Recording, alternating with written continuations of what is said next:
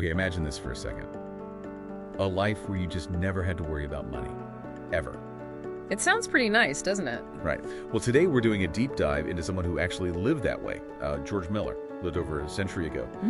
And he managed, well, it would be like billions, literally billions in today's money for this huge ministry. Huge. Orphanages, schools. Exactly. And the truly wild part, he never asked a single person for a dime. Never went into debt. Not once. It's documented. So our mission here is to unpack how on earth that kind of radical trust was even possible. We're looking at his journals, historical accounts. Yeah, trying to see what we can maybe learn from it ourselves. Definitely. And it really is this powerful, verifiable story of faith, especially, back in the 19th century, which was pretty skeptical. That's a great point. And the kicker, his organization, the George Miller Charitable Trust, it's still going. Still running on those very same principles today. It wasn't just a flash in the pan. Incredible. But what makes it even more compelling for me is where he started. Oh, yeah. Not exactly saintly beginnings. Not at all. He himself said he was basically a thief, a liar.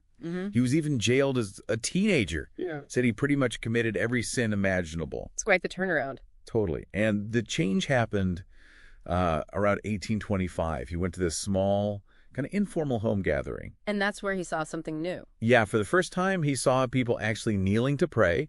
It was completely foreign to him, but he described feeling this unusual peace and joy. Like a switch flipped.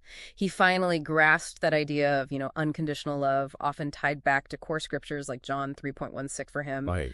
But it's key to get that this wasn't just like cleaning up his act morally. No. It was a fundamental shift, a complete reorientation to what he started calling soul reliance on God, living entirely by this inner conviction. Okay, soul reliance. And that shift is what sparked his desire to do missionary work. But interestingly, a lot of the usual doors kind of closed on him. Oh, so it wasn't straightforward. Not at all. Which actually pushed him deeper into his own prayer, his own study. He got really influenced by reading about others. Like who? Well, H. Frank was a big one. He ran this famous faith-based orphanage in Germany.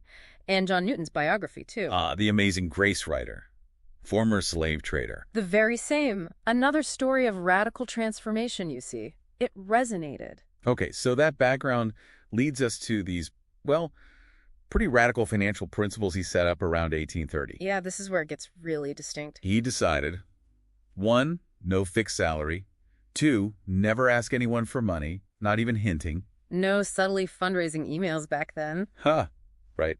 And 3, absolutely no debt, ever. It sounds almost irresponsible from a modern perspective, doesn't it? Totally. But his reason was specific.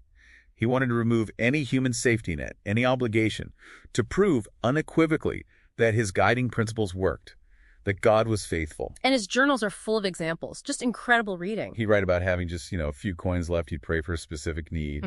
And boom, within moments or maybe a few days, the exact amount turns up. Like that story of the German believer who just felt this urge to send £100 right when they desperately needed it. Exactly. But it wasn't carelessness, that's the crucial part. It wasn't just hoping for the best. Okay, so what was it then? It was deep commitment to what he laid out as his 5 principles of victorious prayer.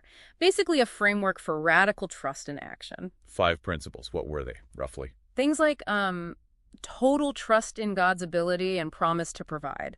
Living with integrity, separating from known sin. Right. Really believing the promises he felt were made. Okay. Making sure his goals aligned with what he saw as God's will.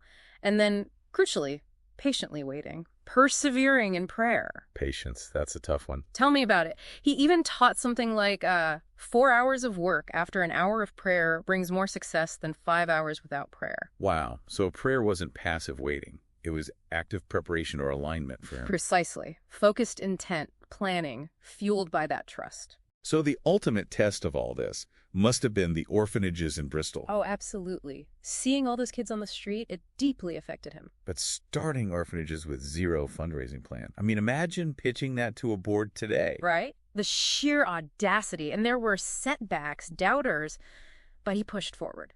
How? What kept him going? He often pointed to Psalm 81.10, open your mouth wide and I will fill it. He took that very literally. So his prayers were super specific again. Extremely. He'd pray for the exact funds needed, say, £1,000 for a building. He'd pray for specific kinds of workers. Well, wait, you mentioned earlier He didn't pray for the orphans. Correct. He figured if God wanted the work done and provided the building and staff, he'd surely provide the children. The orphans arriving was, for Muller, proof the rest was meant to be. That's a different level of trust.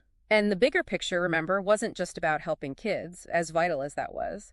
The primary aim, he stated, was to prove God's faithfulness, to show a skeptical world it could be done this way. A living demonstration. Exactly, and time after time, his journals record it funds down to almost nothing, maybe just enough for the next breakfast. And then Provision arrived, always, just in time. He wrote, God never forsook him in an empty state.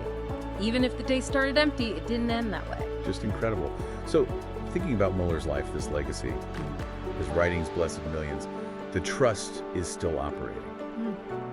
What does this all mean for you listening? That's the real question, isn't it? It leads to a maybe provocative thought. If George Muller could, through this intense focus and unwavering conviction, see what looked like impossible mountains of need just dissolve, then what mountains in your own life, big financial ones, small personal ones, whatever they are, what mountains are you perhaps ready to approach with that same kind of radical trust?